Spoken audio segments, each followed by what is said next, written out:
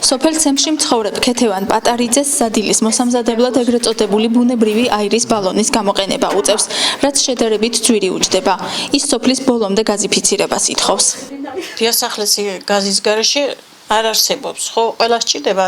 გაზის ბალონები ჯერ თრევა, მერე თვითონ ძალიან ძვირი ჯდება ეს გაზი და სუნი ეგ საშინელი. რამდენი გიჯდებათ ერთი? ერთი ბალონი სეზონზე 30 ლარიყის. და რამდენი ხანი ყოფნის? ერთვისაც არ ყოფნის. ქეთევან პატარიძის მსგავსად აწუხებს ეს პრობლემა სოფლის მოსახლეობის ნაწილს. ცემში 160 კომლიდან ბუნებრივი აირის გარეშე 55-მდე ოჯახია დარჩენილი. დაახლოებით 5 წლის წინ, როდესაც სოფელ ცემის გაზიფიცირება ხდებოდა, მილების გაყვანა სწორედ ამ ადგილამდე გაჩერდა და მას შემდეგ სამუშაოები აღარ გაგრძელებულა. დღეისათვის სოფელი ფაქტიურად ორად არის გაყოფილი.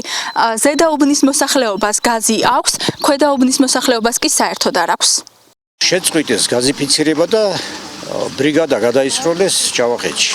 ხიდან გამომდინარე შემდეგ გაზის დეპარტამენტმა გაზიფიცირება გადასცა სოკარს და სოკარს ჩააბარეს თითქოს ცემი იყო გაზიფიცირებული.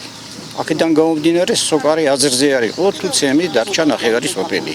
იმის გამო, რომ სოფელი ცემის საკურორტო ზონაა, ადგილობრივების შემოსავლის წყაროც ბინების გაქირავებაა. მოსახლეობის თქმით, ბუნებრივი აირის არარსებობის გამო დამსვენებლებს კარგავენ და ეს ყველაფერი მათ ბიუჯეტზეც უარყოფითად აისახება. ცემელებმა გაზიფიცირების მოთხოვნით ენერგეტიკის სამინისტროს მიმართეს. ისინი ყურადღების მიქცევას ადგილობრივი ხელისუფლებისგანაც ითხოვენ.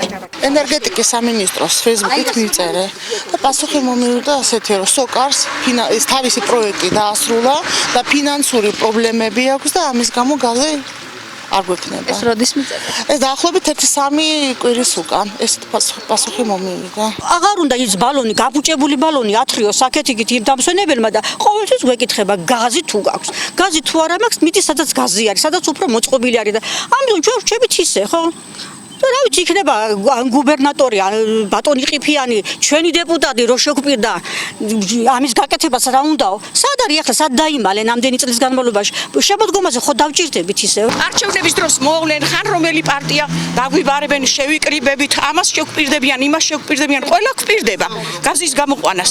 არავინ არ მოვიდეს აქ, ჩვენ ვითომ არ ვარსებობთ, ასე ჩათვალოთ. ენერგეტიკის სამინისტროს ვებგვერდზე გაზიფიცირების გეგმაში ვკითხულობთ, რომ ცემში 2016-17 წლებში გაზიფიცირების სამუშაოები ჩატარდება, რის შედეგადაც ამ სოფელში 96 აბონენტს ბუნებრივი აირი ექნება. ეხლა ამზადებენ სატელევიზიო მასალებს სოკარში და რაღაც გარკვეულ ასეთ შესწავლით სამუშაოებს.